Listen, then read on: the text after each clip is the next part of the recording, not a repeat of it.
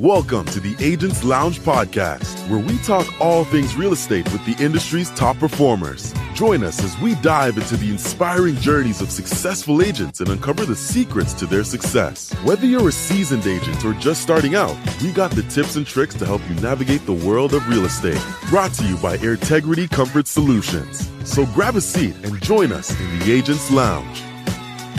Welcome back to the Agents Lounge podcast. This is episode 11.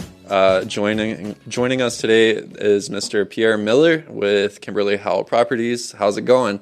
Man, it's going great. It's another great day to be alive and have an opportunity to do business. Yeah, awesome. So let's just jump right into it. I actually had an icebreaker question. Okay. Are you excited about the aliens? Or the, I'm sure you've seen at least the memes. Well, I thought they were already here. They were the scrolls, right? Oh, the pigeons too. Yeah. I guess I'd say as excited. I'm excited about it. Yeah. As long as they're friendly. I mean, yeah.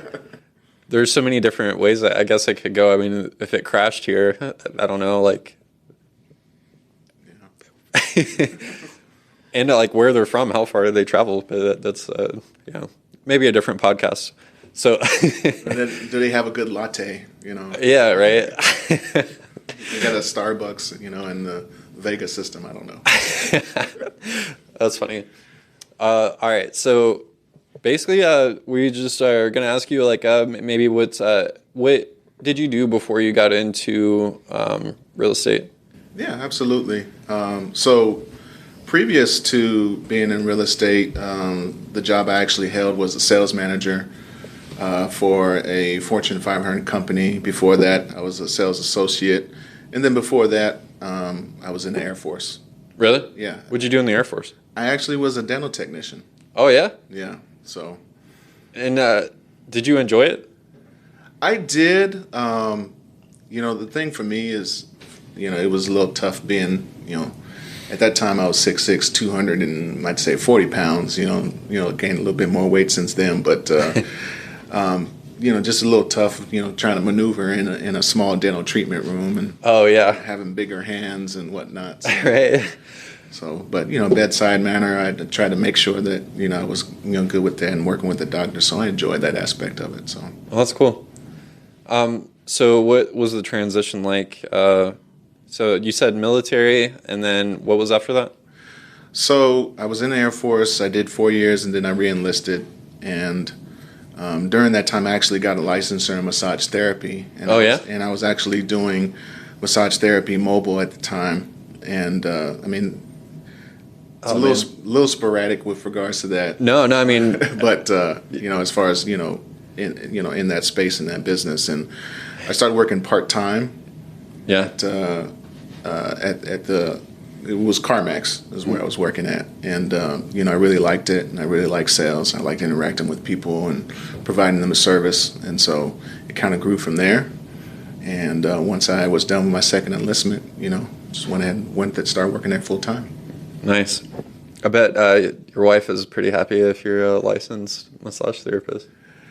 Yes. I would say that was, I guess, one of the tools in my toolbox.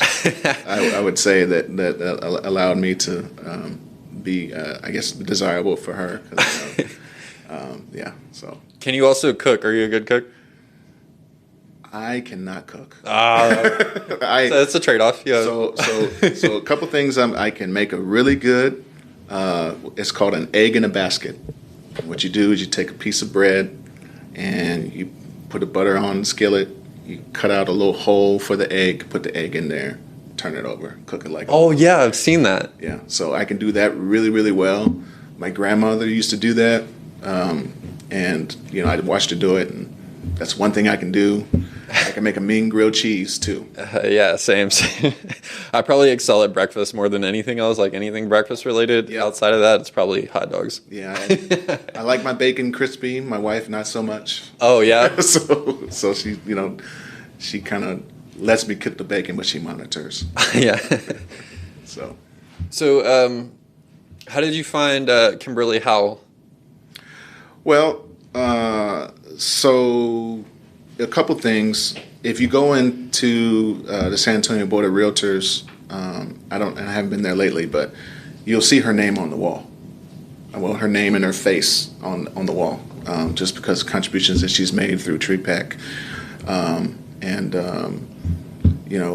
She's been in business for 30 years. And then at the time, my wife had a Porsche, and we took it to a automotive shop that specialized in, I guess, Like foreign cars, Yeah. Porsches, Ferraris, BMWs, and whatnot.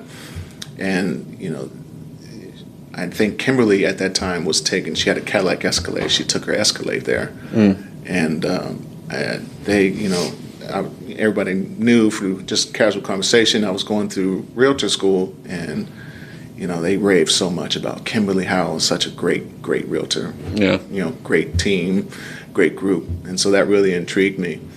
And then, just in the course of, being in class and asking people, her name just kept on coming up.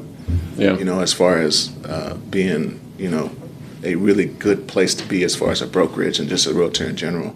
Kind of along the same lines like within Air Integrity. I asked around about, good HVAC companies, and y'all name came up 7 times. Yeah. In a forum, talking to other realtors. So That's awesome. So do you predominantly deal with commercial or residential? Residential. I would like to move into the commercial space at some point, but for right now, residential. Okay. Is there any pros and cons between dealing with residential customers or commercial, or differences, I guess, between the two? Yeah, I don't know if I'd call it pros or cons. It's just different in terms of, residential.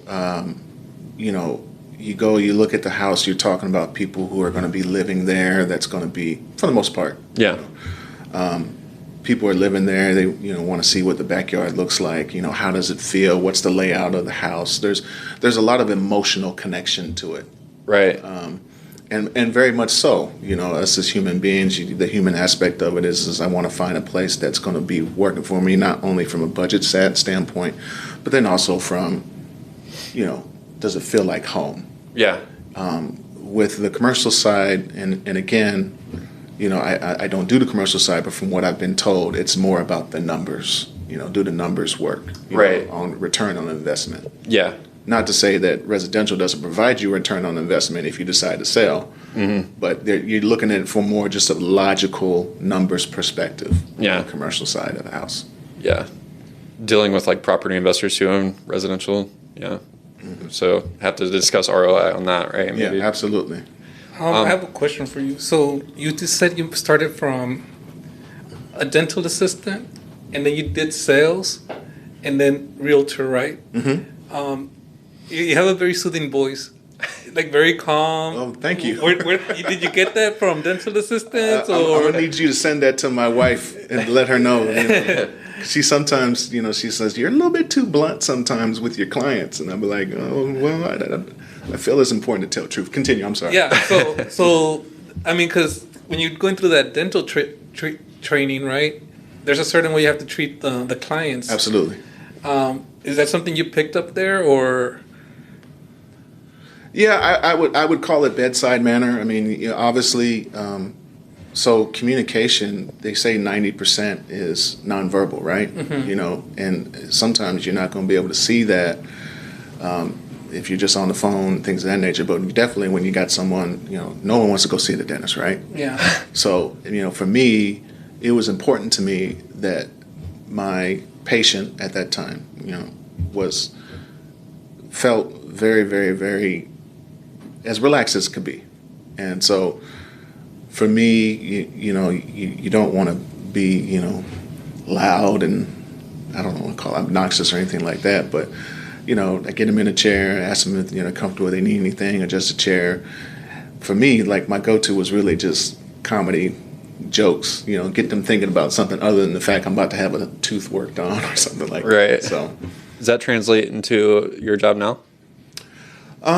Yes, I think absolutely. You look at the aspect of from, having a bedside manner and, working in a dental clinic to, people wanting to buy a car, people Yeah. wanting to making a purchase, the largest purchase that they might probably going to be making, which is their home, real estate. You want to make them feel comfortable. I don't know if even really it's more of a sales thing as opposed to just being someone who is providing them information and being an advocate for them.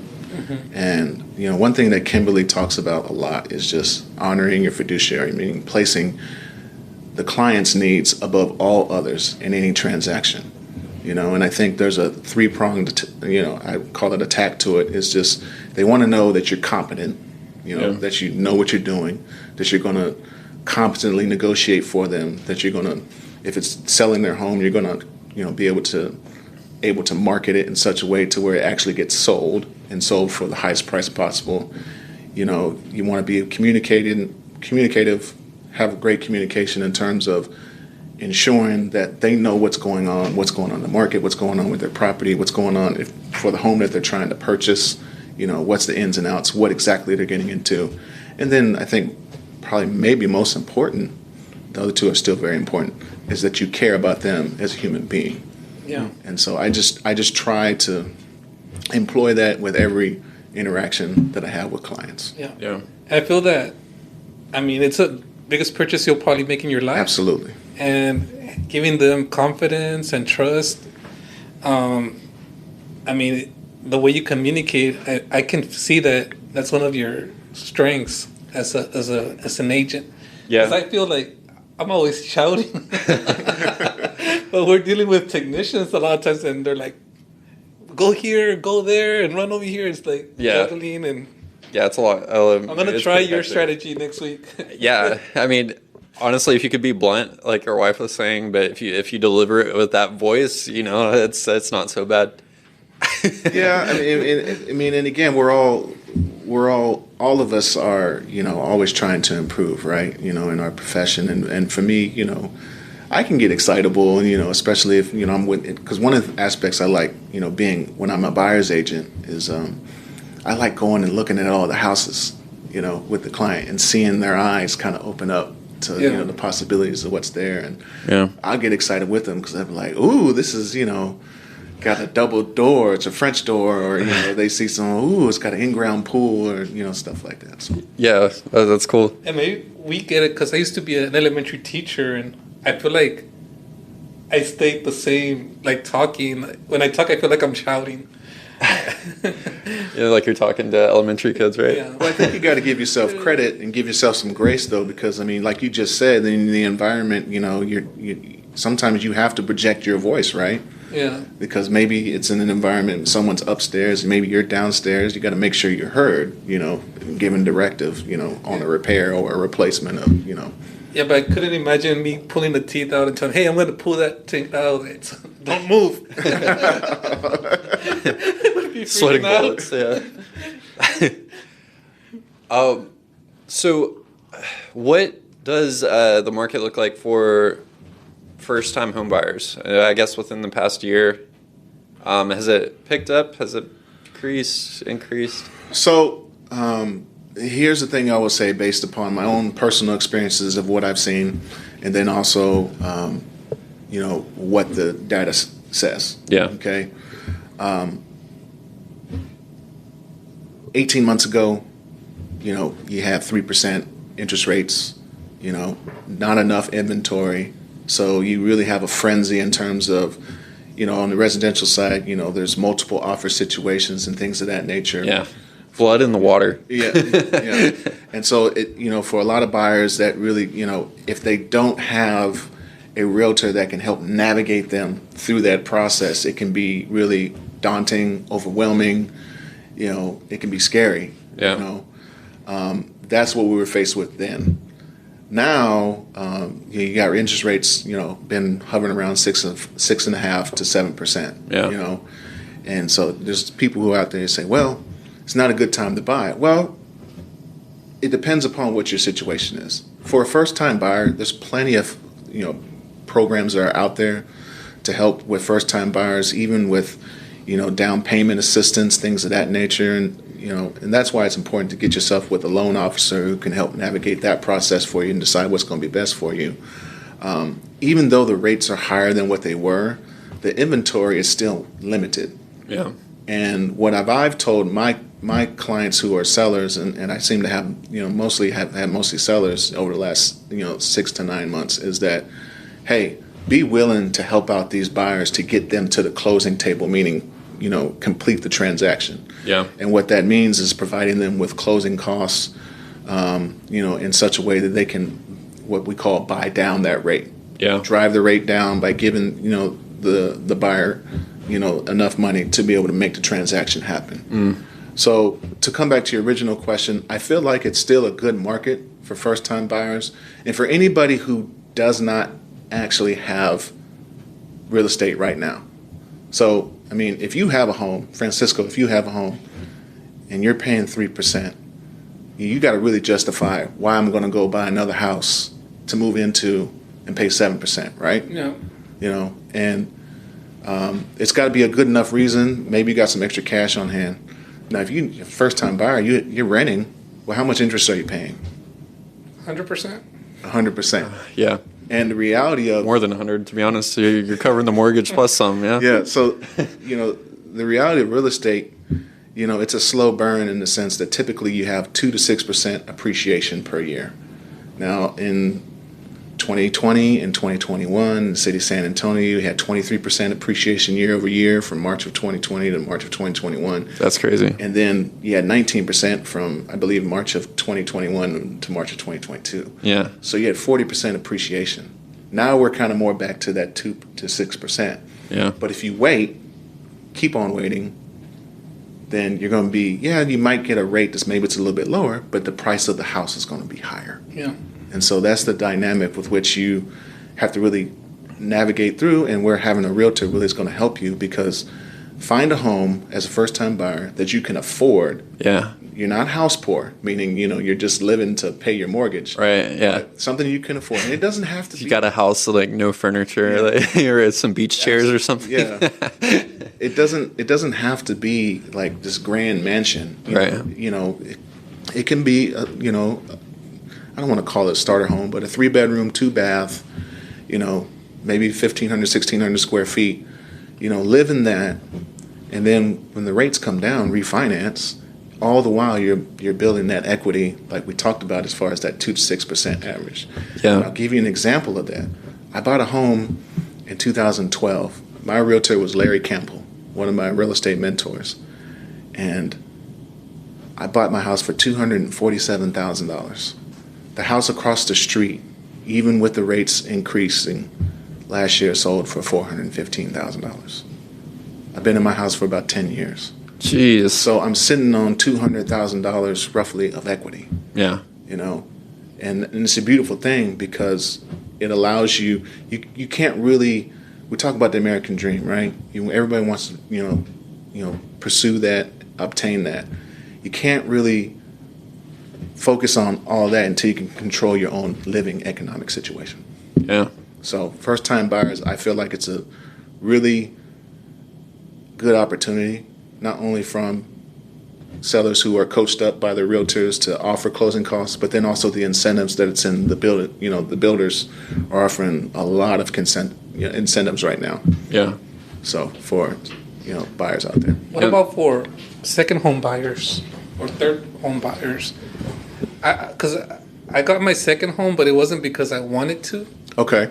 We used to live in Brownsville. Okay. And we got approved for another home here, and we ended up renting our home in Brownsville, paid that off, and now we have this one, right? But I forgot where I was going with this question. But for somebody that just owns one home right now, like, would you coach them through the process of acquiring a second home, or how would that conversation go?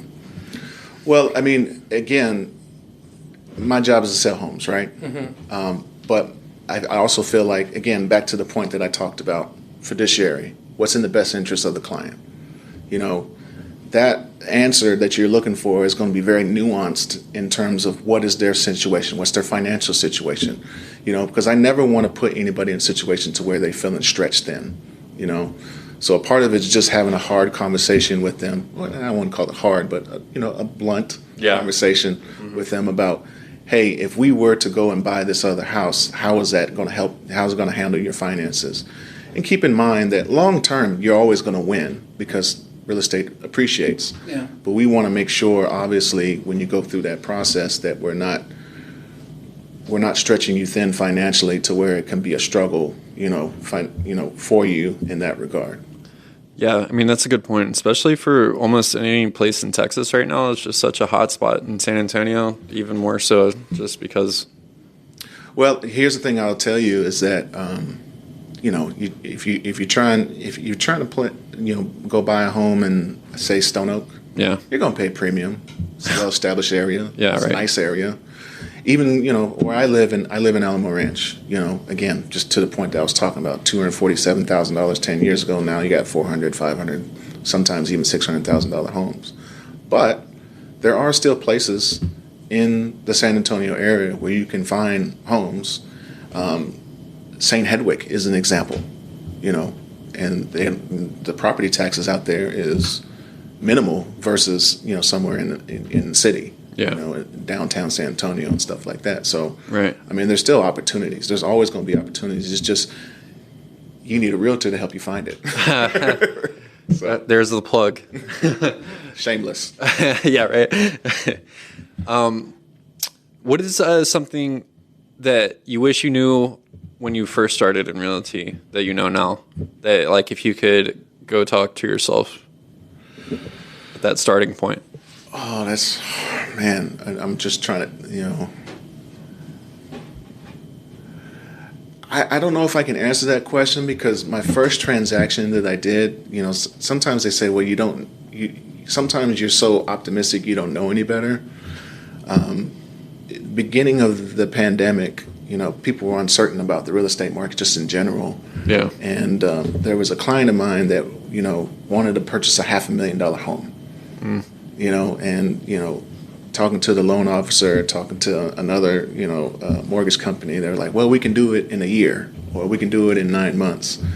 And we came across this model home, and the model home was beautiful. Long story short, I went to the loan officer. I said, hey, how much is it if you wanted to purchase this thing in 30 days? What would it take? And he said, well, you need to ask for $25,000 in closing costs. And I said, what? And that's really bold. Yeah. And I didn't know any better at the time. So I called Kimberly. I said, hey, do you think they would do that? She was like, I don't know. You could ask. I don't know. That'd be a tall ask, But I was bold enough to where I asked, and they said, well, let me think about it. Let's write up the contract. So I wrote up the contract, and then I got approved by their higher ups, 3 days later. Oh, wow. And everybody in broker was like, well, I can't believe that happened. And then so he closed. He's extremely happy. The sales rep goes to me. He's like, hey, Pierre, congratulations to your client. Just so you know, that will never happen again. I guess what I would say that try to answer your question the best I can after telling that story is just continually be trying to learn about the market, staying up to date about the market. And there's always going to be different scenarios. You learn something new in real estate every day, every year, every month. I mean, even Kimberly, she talks about that a lot, about, you want to make sure that you're continuing that education aspect of, because there's so many different variables to real estate, a transaction, a property. Right. So. What's the best way to keep up with that type of stuff? Is it just being in the field? Do you have like a certain source?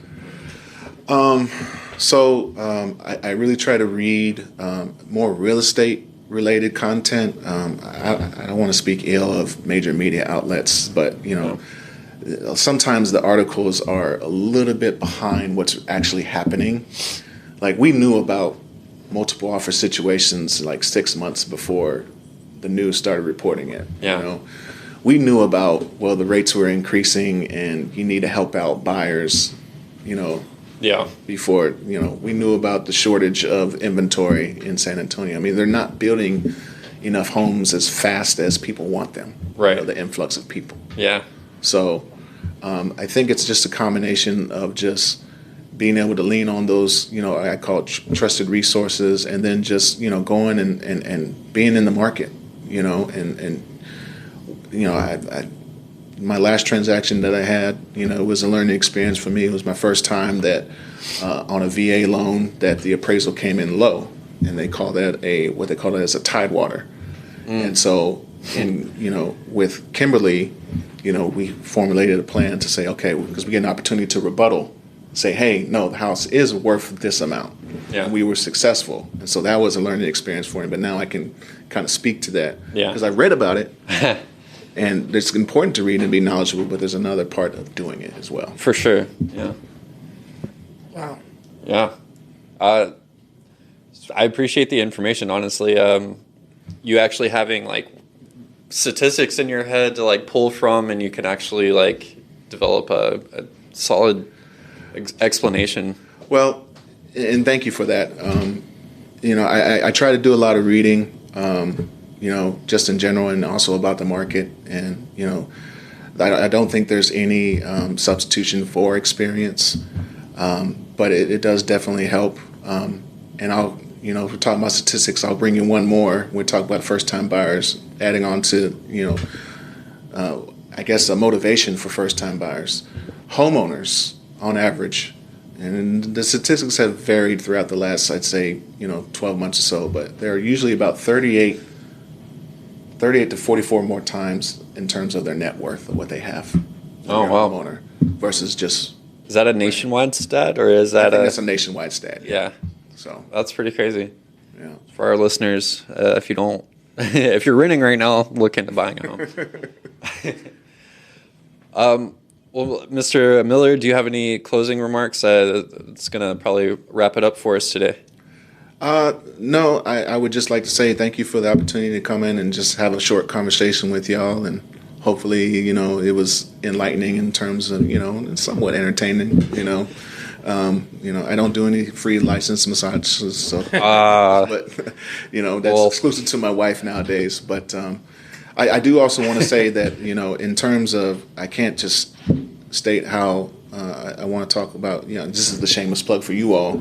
Air Integrity, in terms of an HVAC company, has been the most responsive and has been, the most gracious in terms of working with and in terms of y'all reputation. And I know y'all not, extremely huge, but it's great what y'all doing in terms of providing quality service in HVAC, but also doing quality work at a reasonable price, and so just want to thank y'all for that. I appreciate that. Yeah. Thank you for that. That'll do it for episode 11 of Agents Lounge Podcast. You've been listening to the Agents Lounge Podcast, brought to you Air Integrity Comfort Solutions. To learn more about the resources mentioned on today's show or to listen to past episodes, please visit agentsloungepodcast.com.